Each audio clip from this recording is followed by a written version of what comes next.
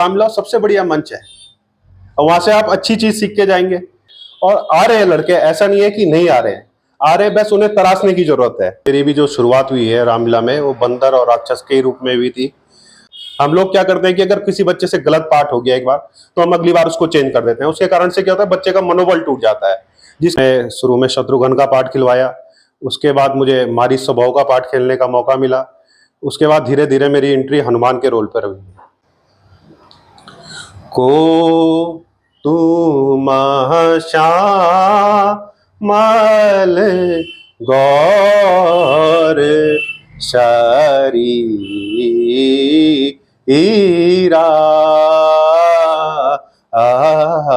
मनोरंजन के साधन बहुत से हो गए हैं, पहले मनोरंजन का साधन नहीं होता था और उसमें भी मुझे लगता है कि अपना 100% दे रहे हैं। रघुवर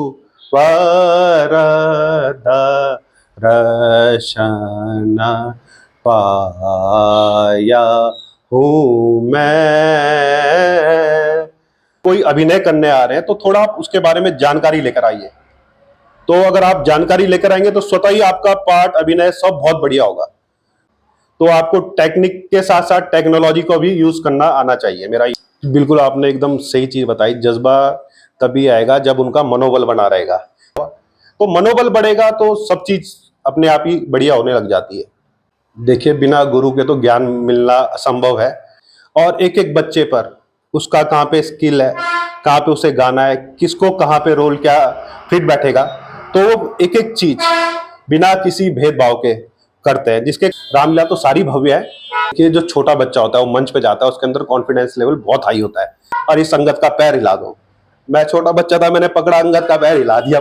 गलतियां भी होंगी पर उन्हीं गलतियों से हम सीखते हैं धीरे। संपूर्ण कलाकार जिसको मानता हूँ रामलीला का, वो थे श्री जगत किशोर चौधरी जी। संवाद का तो रामलीला की जान ही संवाद है। कहाँ से आया रे तू बंदर, कहाँ से आया रे तू बंदर, कहाँ से आया रे तू बंदर। नमस्कार, मैं हूं बद्री नौटियाल और रामलीला के कलाकारों से मिलन की सीरीज हमारी लगातार जारी है। और आज हमारे साथ मेहमान के रूप में नगर पालिका के पूर्व सभासद और रंगकर्मी दीपांशु भट्ट हैं। आप केमिस्ट एसोसिएशन के अध्यक्ष भी हैं और उन्हीं से हम रामलीला के अनुभवों को लेकर जानकारी लेंगे, क्योंकि आपने भी लगातार रंगमंच में अपना अभिनय दिखाया और वर्तमान समय में भी आप अपना रंगमंच पर अपना प्रदर्शन दिखाते रहते हैं। तो दीपांशु जी, स्वागत है आपका। जय श्री राम। कार्यक्रम के बारे में ज़्यादा बताने की आवश्यकता इसलिए नहीं कि आप लगातार कार्यक्रम को देख रहे होंगे जी। सबसे पहले तो आपकी रामलीला में रंगमंच में कैसे शुरुआत हुई? देखिए, हर आदमी की तरह मेरी भी जो शुरुआत हुई है रामलीला में वो बंदर और राक्षस के रूप में हुई थी। और धीरे धीरे हमारे आचार्य दीपक नौटियाल जी हैं, उन्होंने शुरू में शत्रुघ्न का पाठ खिलवाया, उसके बाद मुझे मारीच स्वभाव का पाठ खेलने का मौका मिला, उसके बाद धीरे धीरे मेरी एंट्री हनुमान के रोल पर हुई। और वह रोल मैंने लगभग 10 साल से ज़्यादा खेला और वर्तमान में मैं रावण का अभिनय गुलाब राय रामलीला में कर रहा हूँ। दीपांशु जी, रामलीलाओं में जो अंतर जो चल रहा है, जिस पर हम लगातार बातचीत कर रहे हैं, क्योंकि जो पुराने कलाकार रहे हैं उन्होंने बहुत सारी मेहनत की है इस अभिनय को करने में। तमाम जो भी जिन जिन किरदारों को लोग निर्बंध किया है उस पर लोगों ने अथक मेहनत की। लेकिन आज थोड़ा सा बदलाव हमको देखने को मिलता है कि जो रुचि पुराने कलाकारों में थी वो नए कलाकारों में उस तरह की रुचि देखी नहीं जा रही है। हालांकि वो भी बहुत सारा प्रयास करते हैं कि हम मंच पर बेहतर अभिनय करें, लेकिन थोड़ा सा कहीं अंतर दिखता है। इसके पीछे सबसे पहला कारण तो ये है कि अब मनोरंजन के साधन बहुत से हो गए हैं। पहले मनोरंजन का साधन नहीं होता था तो लोग रामलीलाओं में, पांडव लीलाओं में, इनमें अपना भरपूर समय देते थे। आज की डेट में कि कंपटीशन बहुत ज़्यादा हो गया है। जो नए बच्चे हैं, कोई एनडीए की तैयारी कर रहा है, कोई डॉक्टर बनना है, किसी को इंजीनियर बनना है, तो उनका पूरा फोकस अपनी पढ़ाई के ऊपर है। तो थोड़ा जो भी समय निकाल पाते हैं उसके लिए वो रामलीला के रिहर्सल के लिए आते हैं और उसमें भी मुझे लगता है कि अपना 100% दे रहे हैं। एक सवाल ये आता है कि ठीक है, भविष्य में या जीवन में शिक्षा के क्षेत्र में आदमी कामयाबी हासिल करना चाहता है, अच्छे पद पर आदमी जाना चाहता है, ये निश्चित तौर पर ये तो होना ही चाहिए। लेकिन साथ साथ हमारी जो सांस्कृतिक विरासत है इसको आगे बढ़ाने के लिए जिस तरह से जो लोग अभिनय कर रहे हैं, रंगमंच हो या तमाम सारे जो धार्मिक गतिविधियाँ हमारी होती हैं, इनमें जो लोग कर रहे हैं, जो आने वाले अगर इसी तरह का रुझान अगर लोगों का थोड़ा कम रहेगा तो फिर कैसे इस सांस्कृतिक विरासत को जीवित रखने का जो संकल्प लिया है? देखिए, लोगों का रुझान मैं ये नहीं कह सकता हूँ कि कम है। हमारे टाइम पे जब हम लोग आए थे उस समय जो नाम चलते थे, जैसे हमारे ये कहते जुयाल जी थे, उनका नाम काफ़ी फेमस था। तो हमें बताते थे कि क्या कहते कि नंदा दत्त जुयाल जी बहुत बढ़िया कलाकार थे। तो आज उनका पोता योगेश जुयाल अभिनय कर रहा है, बहुत अच्छे प्रोज बोलता है। इसके अलावा स्वर्गीय वीरेंद्र दत्त नौटियाल जी, उनका पुत्र आशीष है, और मुकेश नौटियाल, उसके पिताजी सुरेंद्र नौटियाल, इन लोगों ने भी काफी अच्छे तरीके से अभिनय कर रहे हैं। और आ रहे हैं लड़के, ऐसा नहीं है कि नहीं आ रहे हैं, आ रहे हैं, बस उन्हें तराशने की जरूरत है। हम लोग क्या करते हैं कि अगर किसी बच्चे से गलत पाठ हो गया एक बार, तो हम अगली बार उसको चेंज कर देते हैं। उसके कारण से क्या होता है, बच्चे का मनोबल टूट जाता है, जिस कारण वो कभी फिर रामलीला के स्टेज पर आता नहीं है। तो हमें कोई गलत खेल रहा है, कोई बात नहीं, होती है गलतियां, हमसे भी मेरी भी, आपको पता है कि मैं भी जब शुरू में गाता था तो मेरा भी गले से सीटियां बजती थी। तो धीरे धीरे आदमी सीखता है, उसकी टेक्निक्स को सीखता है। तो टेक्निक बताने वाला होना चाहिए, ना कि बच्चे को रिप्लेस करना चाहिए। मेरा ये मानना है, आप मनोबल बढ़ाओगे बच्चों का तो अपने आप ये बच्चे आते रहेंगे। दीपांशु जी, रामलीलाओं में आपने अभिनय किया, लंबे समय तक आपने अभिनय किया, वर्तमान समय में आप अभिनय कर रहे हैं। आपको क्या लगता है जो बदलाव जिसकी हम बात कर रहे हैं, लगातार कि कुछ बदलाव देखने को मिल रहा है, आधुनिकता का दौर है, तमाम सुख सुविधाएं हैं, लग्जरीज व्यवस्थाएं सब हैं रामलीला के मंचन में, साउंड का बहुत अच्छी व्यवस्थाएं हैं, डिजिटल लाइट हैं, तमाम व्यवस्थाएं हैं नई। इसके साथ साथ कलाकारों को नया तरीका, उसके लिए क्या प्रयास किए जाने चाहिए? देखिए, एक तो यहाँ पे सबसे बड़ी दिक्कत यह है कि बच्चा गायन बहुत बढ़िया उसका, पर वो प्रोज में चूक जाता है। दूसरा, आप कोई अभिनय करने आ रहे हैं तो थोड़ा आप उसके बारे में जानकारी लेकर आइए। तो अगर आप जानकारी लेकर आएंगे तो स्वतः ही आपका पाठ, अभिनय सब बहुत बढ़िया होगा। तो बिना अध्ययन के और बिना क्या कहते हैं आप तैयारी करे आएंगे तो आपका रोल अच्छा नहीं हो सकता है। तो आपको टेक्निक के साथ साथ टेक्नोलॉजी को भी यूज करना आना चाहिए, मेरा ये मानना है। रामलीलाओं में जो जो वर्तमान में कलाकार हैं या जो पार्ट 2 में जिनको दिखा रहे हैं, उन कलाकारों ने बहुत ज़्यादा मेहनत की है, क्योंकि उन्होंने जो पुराने कलाकार हैं उनसे सीख ली है। जो पुराने कलाकारों ने हमें इस तरह का एक अभिनय दिखाया, उससे प्रेरित होकर इन कलाकारों ने ऐसा उत्कृष्ट प्रदर्शन किया कि आज भी मंचों पर उनका जलवा दिखता है। क्या इसी तरह का जो जज्बा है आने वाले बच्चों में किस तरह पैदा किया जाए?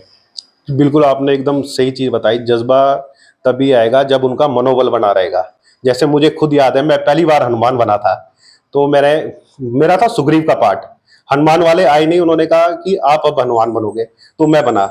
हुआ जैसे तैसे हुआ।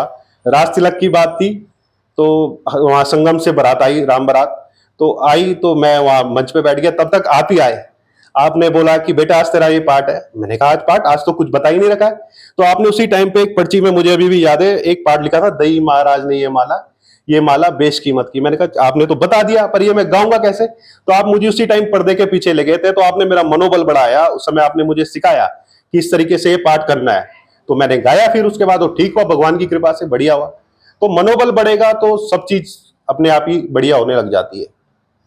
रामलीला में एक जो डायरेक्टर होता, जो रामलीला का निर्देशन करता पूरा, वर्तमान समय में रुद्रप्रयाग में तमाम जगहों पर रामलीलाएँ हो रही हैं, लेकिन एक बेस्ट डायरेक्टर उस रामलीला को एक अच्छी दिशा में ले जाए, उसकी कितनी आवश्यकता आप महसूस करते हैं?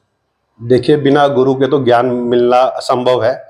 और मेरा ये मानना है, देखिए आचार्य दीपक नौटियाल, वो स्वयं में उस चीज का पालन करते हैं जो दूसरे को बताते हैं।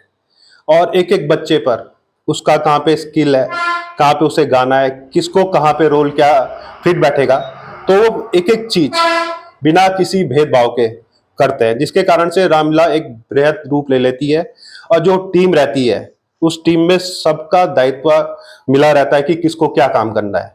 तो बिना डायरेक्टर के तो रामलीला करना संभव ही है, और डायरेक्टर भी वो जिसे उस विधा का ज्ञान हो। आपने शुरुआत जो रामलीला में हुई, किन किन किरदारों से आपने शुरुआत की, और इस समय आप रावण के रूप में अभिनय कर रहे हैं, हनुमान और रामा दल से सीधे रावण के दल में, राक्षसी दल में जाना, ये सब बदलाव कैसे हुआ और आपने कैसे इस अभिनय में उचित समझा कि मैं अभिनय कर सकूं? देखिए, मेरे से पहले जो मैंने बचपन में तो जयप्रकाश खन्ना जी को देखा था हनुमान का अभिनय करते हुए, तो उन्होंने जो खेला वो मेरी मस्तिष्क में उतनी छाप नहीं छोड़ा, क्योंकि मैं छोटा बच्चा था, मैं ग्रहण नहीं कर पाया। पर उसके बाद दीपक घनसाला जी, उनको मैंने काफ़ी देखा, उनके साथ में छोटा हनुमान भी बनता था, बंदर। उसके बाद हमारे बड़े भाई विमल नौटियाल जी, जो हम सबके प्रेरणा स्रोत हैं, और वो तो बड़े ही हनुमान के पार्ट को हनुमान समझ के ही खेलते हैं। जितने टाइम वो पात्र के रूप में रहेंगे उतने टाइम उनका व्रत, ये हर चीजें रहती हैं। और धीरे धीरे उन्हीं से हमने सीखा। उसके बाद मुझे हनुमान का पार्ट खेलने का मौका मिला। लक्ष्मण कपरान डीके, ये भाई बहुत बढ़िया ऑर्गेनाइजर है, इसने गुलाब राय में दिन के टाइम पे रामलीला करवा रहे हैं, बहुत भव्य रामलीला वो हो रही है। रामलीला तो सारी भव्य है। और उन्होंने मुझे कहा, क्या कहते कि भैया आपको एक दिन यहाँ आना है रिहर्सल के लिए। मैं गया तो मैंने सोचा मुझे हनुमान का पार्ट देंगे, तो मैंने वहाँ बड़े भाई विमल नौटियाल को देखा, तो उनके सामने तो मेरी बोलने की औकात नहीं है, मैं कैसे बोल दूंगा इतने बड़े कलाकार को कि भैया। तो उन्होंने मुझे कहा भैया आपने रावण का पार्ट खेलना है। तो धीरे धीरे वहीं से मुझे आचार्य दीपक नौटियाल जी ने रिहर्सल करवाई। तो धीरे धीरे प्रेम मोहन डोभाल जी भी वो आते थे मुझे शाम को दुकान पे, तो मैं उनको बोलता दादाजी किस तरीके से खेला जाएगा ये, तो वो मुझे बताते थे। तो धीरे धीरे मैं रावण के रोल में आ गया। दीपांशु जी, जब कोई भी कलाकार हो मंच पर जब पहली बार कदम रखता है तो उसमें किस तरह के भाव पैदा होते हैं, और आज तो आप कर ही रहे हैं, आज का तो आप बताएंगे क्या? देखिए, जो छोटा बच्चा होता है वो मंच पे जाता है, उसके अंदर कॉन्फिडेंस लेवल बहुत हाई होता है। बस हमें ये चाहिए कि उसका कॉन्फिडेंस बरकरार रखा जाए। मैं जब एक बार छोटा था तो मैं राक्षस बना हुआ था, तो प्रेम मोहन डोभाल जी हमारे दादाजी रावण का अभिनय कर रहे थे और अंगद की भूमिका में थे डॉक्टर राकेश भट्ट। तो दादाजी ने मेरे कंधे पे हाथ पे रख के बोल दिया कि जाओ तुम मेरे सबसे वीर राक्षस हो और इस अंगद का पैर हिला दो। मैं छोटा बच्चा था, मैंने पकड़ा अंगद का पैर हिला दिया पूरा ढंग से। तो ये मेरा कॉन्फिडेंस था, पब्लिक हंसने लग गई। अब मुझे ये नहीं पता था कि अंगद का पैर हिलाना नहीं है, पर मैं हिला के आ गया। तो कॉन्फिडेंस जैसे जैसे आपको मिलता रहेगा, आप करते रहेंगे। गलतियां भी होंगी, ऐसा तो है नहीं कि गलतियां होनी नहीं है, गलतियां भी होंगी, पर उन्हीं गलतियों से हम सीखते हैं, धीरे धीरे आगे चलता रहता है।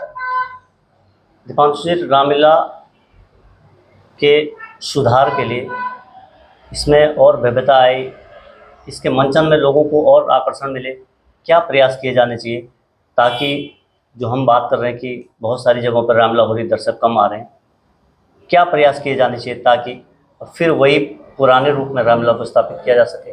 उसके लिए तो सबसे पहले जो हमारे गुणी लोग हैं, जिन्हें इस विधा का ज्ञान है, उन सबको एक होना पड़ेगा और ढंग से आपका जो बनता है, ये किस तरीके से लीलाएं होंगी या कि किस किस करेक्टर को क्या रोल दिया जाएगा, उसका चयन करना पड़ेगा। उसके अलावा रामलीला से फुहड़ता को हटाना पड़ेगा। देखिए, फुहड़ता देखनी है, उसके लिए फुहड़ता देखने के लिए हमारे पास बहुत कुछ है, पर अगर रामलीला के साथ आप फुहड़ता करोगे तो एक ना एक दिन फिर ग्राफ नीचे गिरता रहेगा। तो फुहड़ता बंद हो गई, अपने आप ही चीजें बढ़िया होने लग जाएंगी। रामलीलाओं में संवाद होते हैं, हम लगातार कई लोगों से बात कर रहे हैं, हमने जो अच्छे अच्छे कलाकार जो अभी वर्तमान समय में बहुत अच्छा अभिनय कर रहे हैं, चाहे दीपक नौटियाल जी की बात करें हम, चाहे जितेंद्र खन्ना की बात करें, ये तमाम कलाकार ऐसे हैं जिन्होंने संवाद को एक अलग सी पहचान दी है। तो क्या संवाद के लिए आज भी बहुत मेहनत करने की आवश्यकता है नए कलाकारों पर, ताकि उसी तरह के संवाद हमको देखने को मिले? बिल्कुल, आप बिना मेहनत के तो कुछ होना है नहीं। तो संवाद के लिए तो मेहनत चाहिए ही चाहिए। उसके अलावा आपको उच्चारण आना चाहिए कि आप जो शब्द बोल रहे हैं उच्चारण क्या है उसका। फिर दूसरा, संवाद के बीच में अप्रोच। मेरे को याद है, मैं एक संपूर्ण कलाकार जिसको मानता हूँ रामलीला का, वो थे श्री जगत किशोर चौधरी जी। आप उन्हें किसी भी संवाद में, किसी भी रोल में, कहीं पे भी ला जाओ, उनका अभिनय एकदम जो होता जबरदस्त रहता था। उनकी, अब दीपक नौटियाल जी की केमिस्ट्री देख लीजिए, या अंगद रावण संवाद में आपकी स्वयं की अशोक चौधरी जी के साथ देख लीजिए, या स्वर्गीय श्री अनसुईया प्रसाद जी नौटियाल जी, दीपक नौटियाल जी के पिताजी, उनकी अशोक चौधरी जी की देख लीजिए। तो संवाद का तो रामलीला की जान ही संवाद है।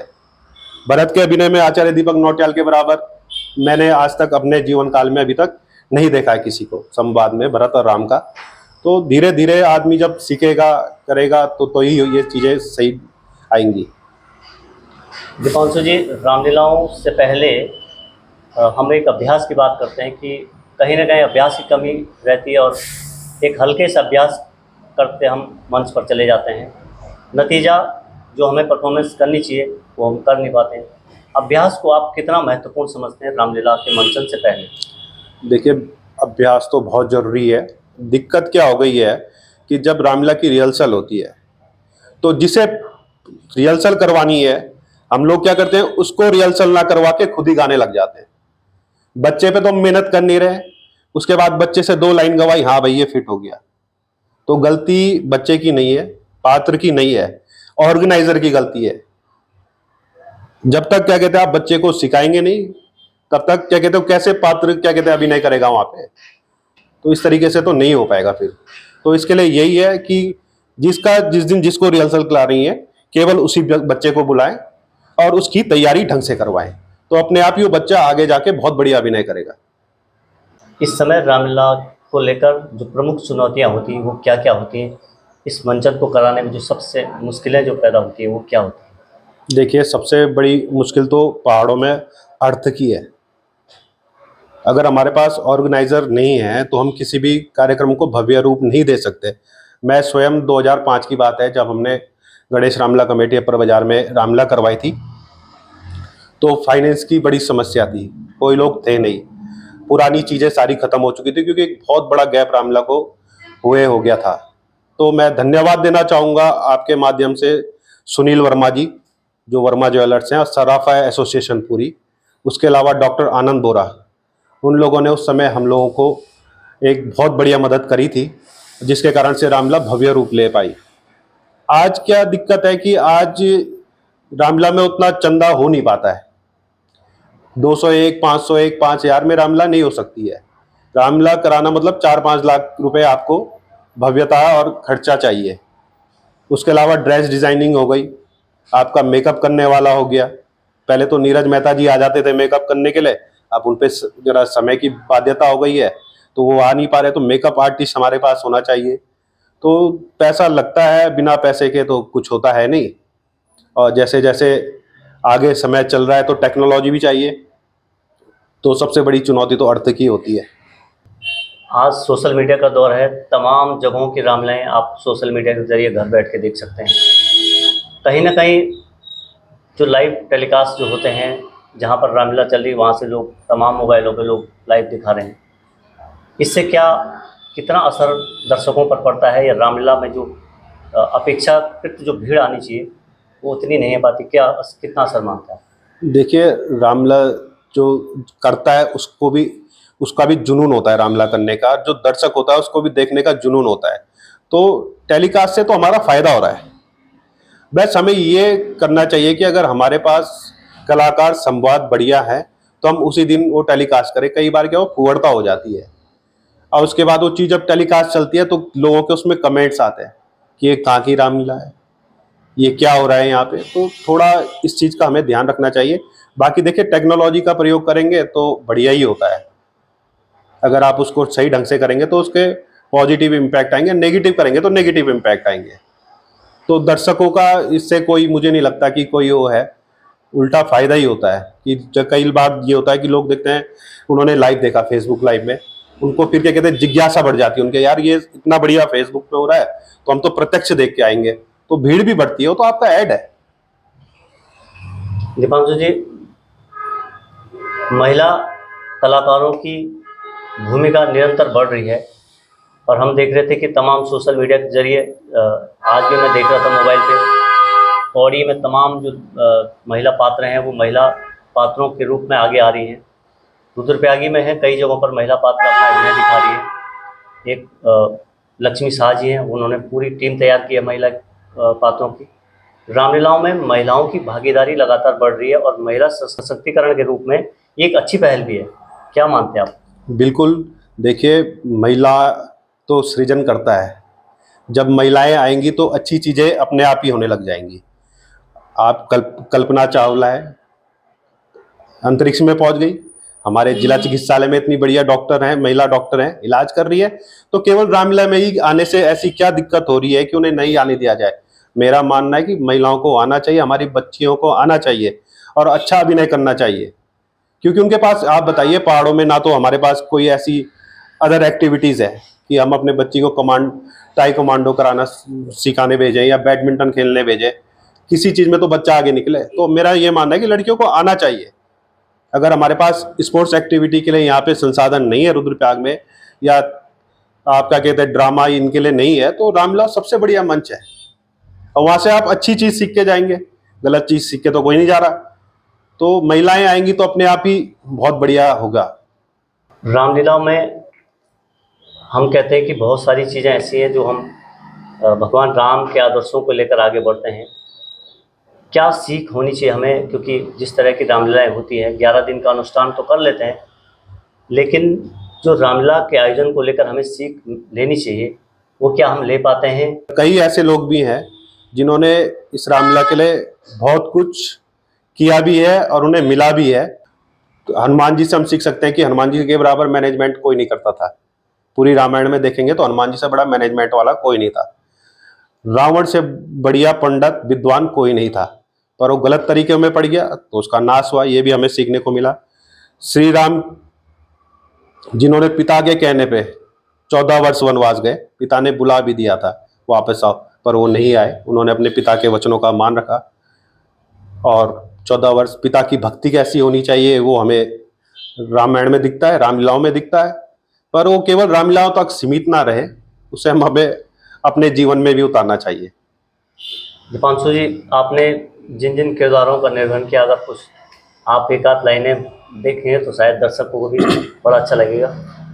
जी, मैं एक चौपाई हनुमान जी की वो गाने की कोशिश करता हूँ। को तुम श्यामल गौर शरीरा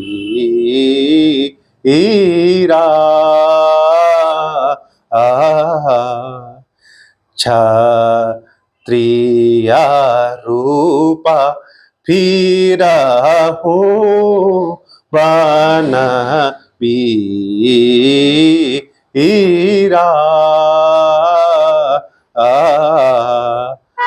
कठिन भूमि कोमल पदगामी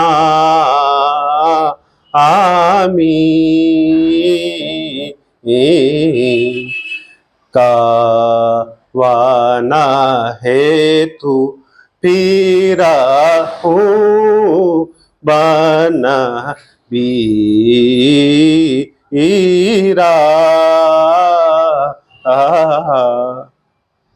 ये चौपाई है और एक मालकोस होता है हनुमान जी का। मतलब ये हमारे रामलीला में बोलते हैं, जिसने स्थाई चौपाई शायद इसे बोलते हैं को तुम श्यामल, और मालकोस जिसने ये गा दिया तो हनुमान के रोल परफेक्ट हो गया है। तो मैं कोशिश करूंगा कि मैं मालकोस गा सकूं। रघुवर दर्शन पाया हूँ मैं, रघुवर दर्शन पाया हूँ मैं, जन्म जन्म के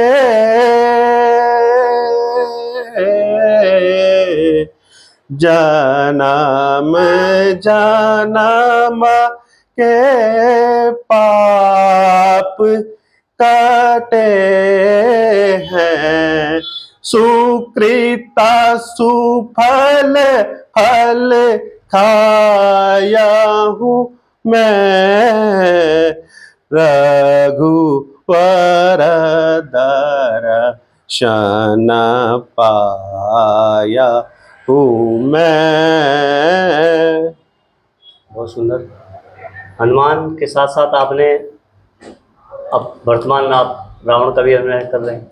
जी, रावण के मेरे प्रेरणा स्रोत हमारे दादाजी प्रेम मोहन डोभाल जी हैं और वो आते हैं मेरे पास तो मैं भी उनको बहुत परेशान करके रखता हूँ कि दादाजी सिखाओ। तो सिखाते हैं मुझे, ऐसी बात नहीं यार, बोलते भी है कि ऐसे चलना है, स्टेज पे कहाँ पे खड़ा होना है, कहाँ पे जाके क्या बोलना है। तो रावण का एक चौपाई मैं सुनाता हूँ।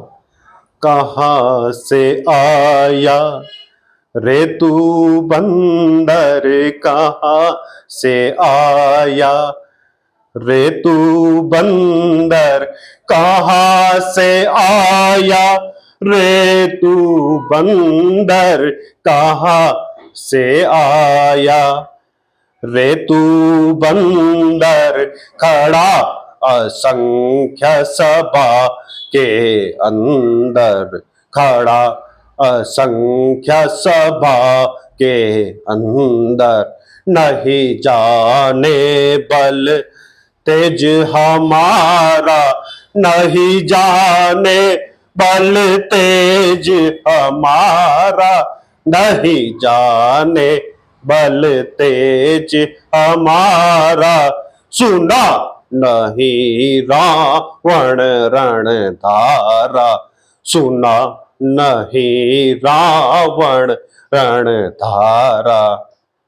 रावण के रूप में आप अभिनय कर रहे हैं, भगवान के रूप में भी आपने अभिनय किया है, क्या अंतर महसूस होता आपको जब आप मंच पर रहते? देखिए मैं आपको सच बताऊं तो वेव्स चलती हैं। एक तरफ देखिए राम के साथ हनुमान जी थे, हनुमान जी बड़े विनर किस्म के उनका किरदार है, और एकदम क्या कहते हैं, आपने प्रभु की आज्ञा का पालन करना है, उस तरीके से रहना है। रावण अपने आप में दम्भी विद्वान पंडित आदमी, तो फिर अलग ही खेल खेलता रहता है रावण। तो किरदारों में बहुत भिन्नताएं हैं, पर मेरे जो गुरु लोग हैं आचार्य दीपक नौटियाल, प्रेम मोहन जी, तो उन्होंने मुझे थोड़ी थोड़ी टेक्निक बताते रहते हैं, तो मैं निकल जाता हूँ, रसवा से बाहर निकल जाता हूँ। ये है कि किस तरीके से आप रोल से करिए। दीपांशु जी, एक आखिरी सवाल आपसे कि रामलीलाओं का मंचन हो रहा है, तमाम बच्चे अपना हुनर दिखाने का प्रयास कर रहे हैं, और जो रामलीला का आयोजन करवा रहे तमाम जगहों पर, वहाँ के आयोजक मंडल निरंतर नए बच्चों को आगे बढ़ाने का प्रयास कर रहे हैं। तो जो बच्चे अभिनय की दिशा में अपने कदम रख रहे हैं, उनके लिए आपका संदेश? मेरा यही कहना है कि आप आइए राम के दरबार में, आप भी अपना योगदान दीजिए और अच्छी चीज़ें ग्रहण कीजिए। कि राम लीला जिसने एक बार खेल दी तो वो जीवन में कभी भटकता नहीं है। सबसे पहली बात तो ये है, एक अच्छी लाइन आप पकड़ेंगे वहाँ से, और बहुत से ऐसे लोग हैं जो बढ़िया बढ़िया पोस्टों पे भी है, वो लोग भी रामलीला में। ऐसा नहीं है कि हम रामलीला में आएंगे तो हम कुछ करेंगे नहीं फिर अपनी ज़िंदगी में, कि केवल रामलीला कर दिया आप या पढ़ाई तो आप करोगे नहीं, ऐसा नहीं है। तो रामलीला का आना चाहिए बच्चों को, मेरा तो ये मानना है। तो आप थे दीपांशु भट्ट जी, रंगमंच के आप कलाकार हैं, साथ ही पूर्व सभासद रहे हैं आप रुद्रप्रयाग में, नगर पालिका रुद्रप्रयाग में। ऐसे ही किसी और कलाकार से हमारी मुलाकात होगी, उनसे जानेंगे रामलीला के अनुभव, और आपने जो अपने अनुभव हमें बताए, निश्चित तौर पर जो दर्शक हैं, आने वाले बच्चे हैं, उन्हें आपके अनुभव निश्चित तौर लाभकारी होंगे। समय देने के लिए धन्यवाद आपका।